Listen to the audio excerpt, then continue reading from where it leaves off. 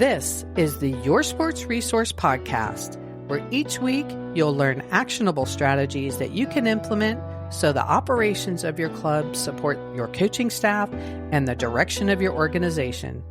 We are committed to excellence in youth sports leadership. Let's get started.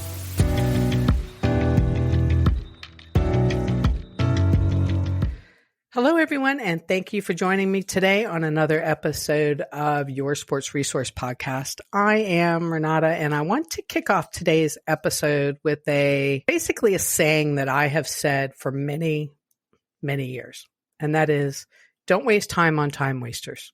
I know you are amazed and completely captivated by the beauty and depth of my words. No one would ever accuse me as being eloquent, but I do get to the point, right? This really came about in my 20s from my personal life. See, I just really could never tolerate the BS. I've always served people. I think I've always served people from a very young age. But when it came to people being part of my inner circle, like letting people in to be my friends, if you were all in on the chaos and creating problems, you were a big nope for me. So fast forward several years when my kids were younger, don't waste time on time wasters was a very common mantra of mine when we would have those, really emotional conversation about their friends or people who they thought were their friends. And that mantra has really been a part of my professional life. I do not waste energy on those who have, ulterior motives or who take or who try their best to create dissension and chaos. I have no time for those people, and I sure as heck am not going to spend any energy on them and fuel their behavior. So why am I telling you this? Through my consulting work, I either get posed a question or it becomes part of a conversation where the focus goes to problem parents. Problem parents usually come in two forms, right? They're usually either, you receive it as we must bend over backwards and make sure everybody's happy, right? So just because it's the word of the few, we got to do it anyways. Or it's all of the focus is on the problem parents, meaning, if we do this, what will they think, right? So last week we discussed changing your mindset from being a parent volunteer to a business leader or from just a coach to a business leader, right? So these behaviors are important, and I would recommend that you go back to episode 20 and listen to that.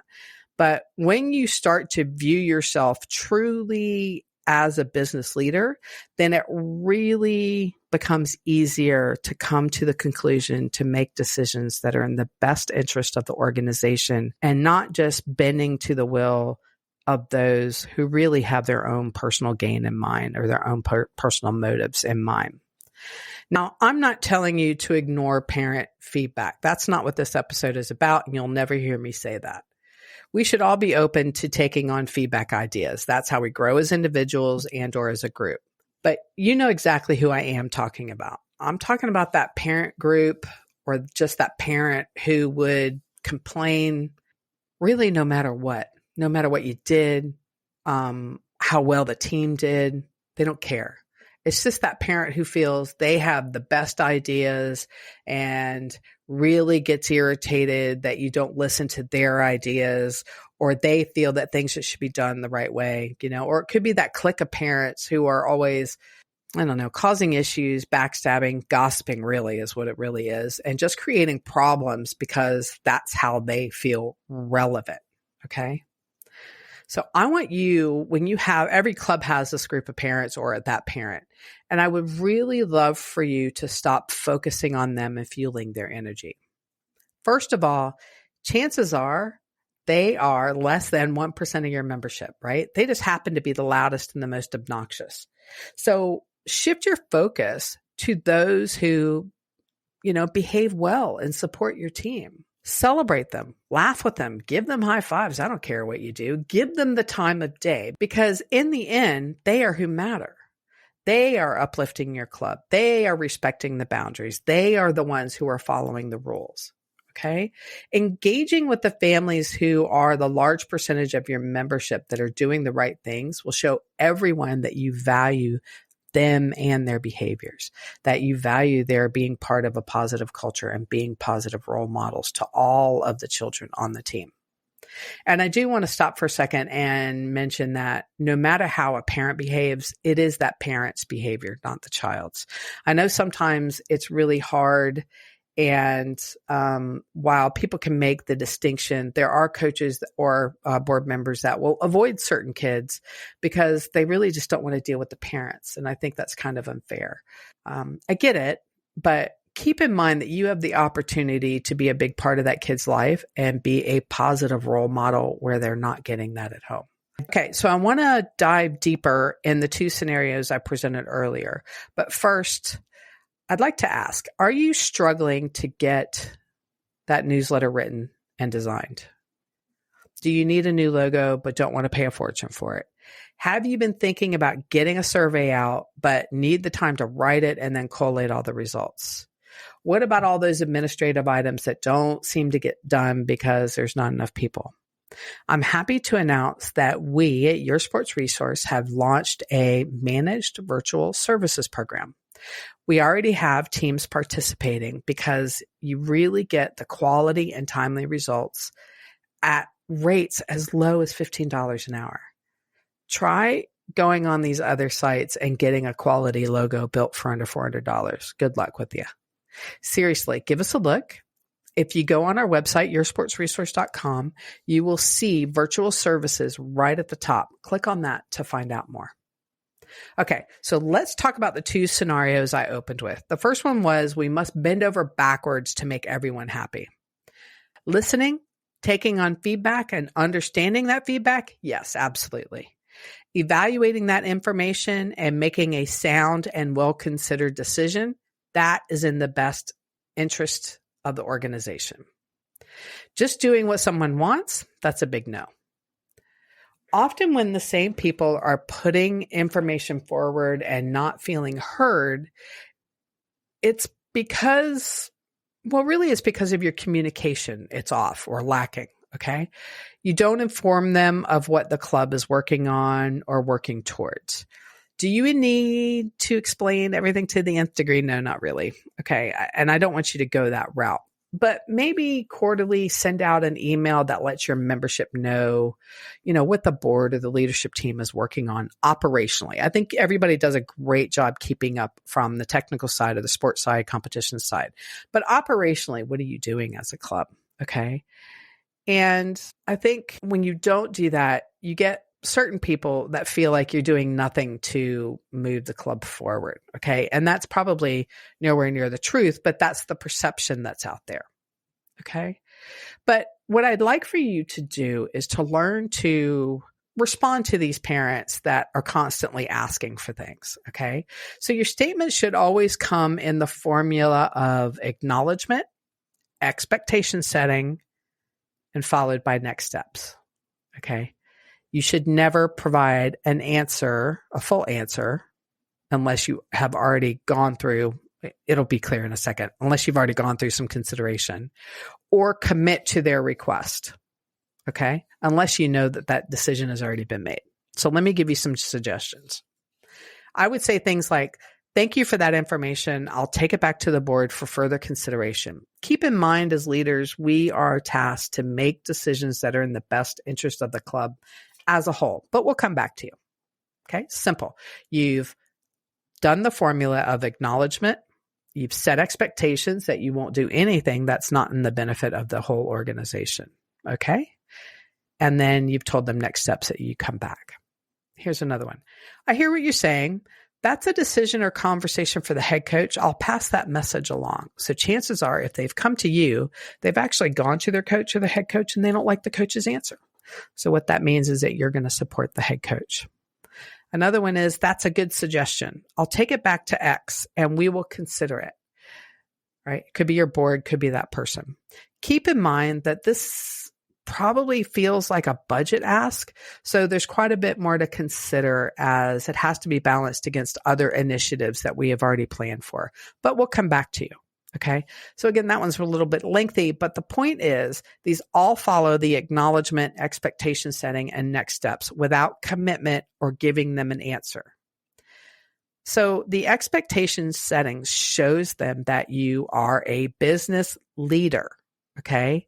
And you make decisions that are in the best interest of the club. So they can start thinking that for themselves, whether or not they will or not. But if once you do it several times, they go, okay, I'm not going to sway them for my personal gain. They actually consider things for the organization as a whole. All right. So what it'll do is it'll allow them to say, do we have the money? They can do the bit of the critical thinking themselves, or do I feel like it's already been allocated? Maybe I should ask because I still don't know, but I understand that it'll go through these considerations, right? And again, they can only really make these considerations if you're communicating on your part as well to let them know what you as the leadership of the organization is working on. Now, the second example or second thing that I asked you to consider is where, it's really where my mantra comes into play of not wasting time on time wasters, right? Those who actually stir the pot.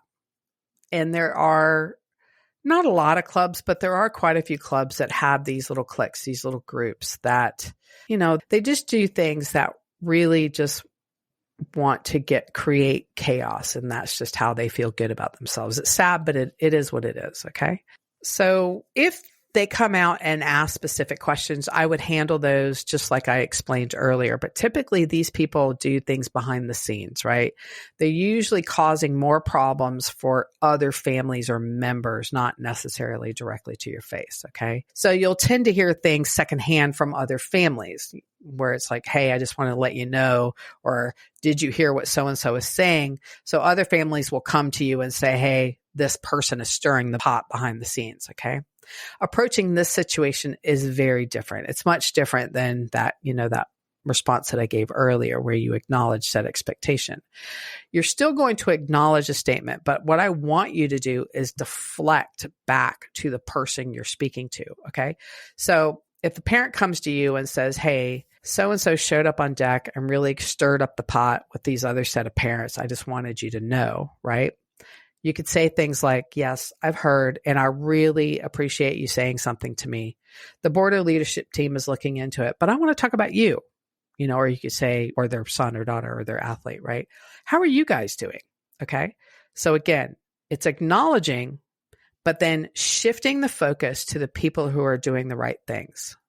Okay. Or it could be something like, no, I didn't know. I really appreciate you filling me in. Try not to spend so much time worrying about that. We'll take it on. Okay. And then do a personal statement or a redirect. Sometimes it could be something positive about the club. Like, hey, did you hear about so-and-so making whatever cut? Or did you hear about the great things that's happening with the coach? So again, acknowledging, but shifting it back to something positive. Just change the subject. Notice that I never really disparaged the people who are doing the wrong things. Okay. You do want to acknowledge that you've heard and that you're doing something about it, or that something's in the works, but you don't want to give credence to it and you don't want to spend too much time there, and you definitely don't want to say negative things. Okay. So keep in mind your audience. If you start talking crap about the other family, well, how are you any better than that other family? Right. So what you're trying to do is acknowledge and then focus on the good behaviors. When the other families realize that you aren't going to kowtow and get into gossip, neither will they. When you focus on positives, so will they. I know this sounds like common sense again, but I see this often, and it's time to celebrate the positive and not give fuel to those who just cause issues. If you don't give them the oxygen and the families around them no longer buy into the BS, it'll just stop. It'll just extinguish, so to speak. Okay? So what happens when you need to make a decision based on the information provided by those who are causing issues? Let's talk about that. Again, remember, no one's suggestion should automatically be dismissed. All feedback is good. If it's something that needs a discussion, then my suggestion to you is to approach it logically, right? Approach it like a business leader, not a scared parent worrying that they're going to upset another parent. Okay, you're a business leader. So what does logically mean? Does the request help you on the path to your vision? Does this request match your values? When I say I mean the club's vision, the club's values. Does it benefit the organization as a whole, or does it only benefit the few or single? Does it fill a real need or a void? Does it go against any compliance requirements? Does it require money? If it is something that you feel like you can't move forward with, then think through your response. You cannot ignore it. Okay. If you're wanting to shut these behaviors down, you cannot ignore it. You need to show them that you did your due diligence, you thought about it, and it was silly, or you thought about it and you couldn't do it. And this is why. Okay. So you got to get back to them with a solid why. And the reason why you give them a why is because they need to know that you think and operate like a business. So something like this. We spoke about your idea and it was really a good one. However, it takes some budget. So we need to work through how to slot it in or raise the funds. It will take some time. Okay. We spoke about your idea and it was a good one. However, we're already working on something like this that will satisfy this need as well as other requirements we have that will serve our entire membership. Good to know we're thinking on the same page. So a lot of times when people bring up ideas, it is something that you're already working on or trying to solve, so they just need to know that. One more.